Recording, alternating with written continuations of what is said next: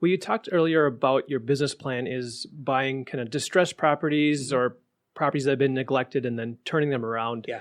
Can you touch on a little bit about the process of maybe how you decide which things should be done for the best return on that investment type of thing? Yeah, I think you're going to get the most bang for your buck in the unit upgrades as well as the common area upgrades. So initially when we're looking at a project, the first step is during the physical inspection, during the due diligence. I'm walking through every unit with my engineer. He's looking for structural issues, plumbing, electrical, all that good stuff that you need to worry about. And then I'm in there looking for what kind of aesthetic upgrades can we make to increase the rents. And then the same goes for the common area. So nailing that down during due diligence is going to be important, trying to figure out, where are the value add opportunities, how big is the gap between the current rents and the market rents, and, what can we upgrade to get some better rents? Because there's a lot of things you can spend money on that won't necessarily get you a higher rent. Adding a ceiling fan or something like that. It's, it looks nice, but is it going to get better rent? I think money's better spent on, upgrading the flooring, the appliances, the bathroom. That's the stuff where the tenants actually see value.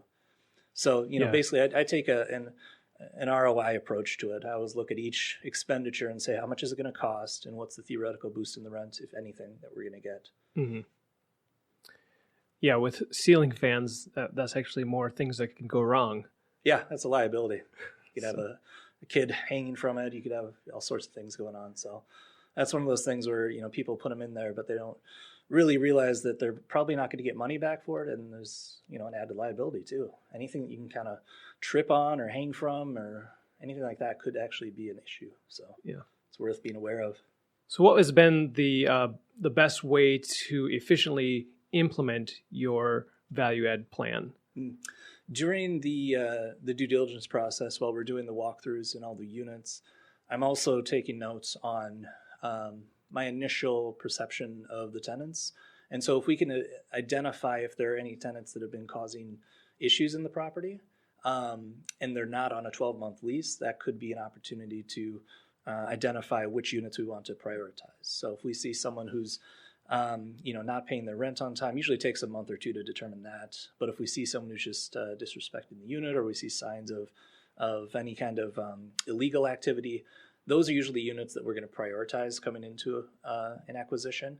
And then on the flip side of that, we look for who are the good tenants that even if their rent is under market, we want to identify those good tenants who have been there for a long time, they're paying consistently, and make sure that they stay at the property and still make some upgrades to their units, whether it be appliances or painting, something like that, so they get a little bit of a value add, and then delay bumping the rent on those people. So basically identifying the bad eggs, prioritizing those, identifying the good tenants, making sure you're making them happy, and then the rest of the units that just turn naturally, just kind of knock out the renovations as those happen. Sure. Yep. And are you using a lot of outside third-party vendors to do this work, or do you have employees for maintenance as well? Yeah, we've got a maintenance guy in-house who handles the bulk of the work that we do, and then he has subcontractors that he pulls in as needed depending on the volume that we're doing. So we try to utilize stuff in-house as much as we can just to reduce the cost. And that brings the cost of our projects down dramatically over outsourcing. We do still have to outsource some stuff, electrical work, we'll outsource that. Some more extreme plumbing issues we'll have to outsource.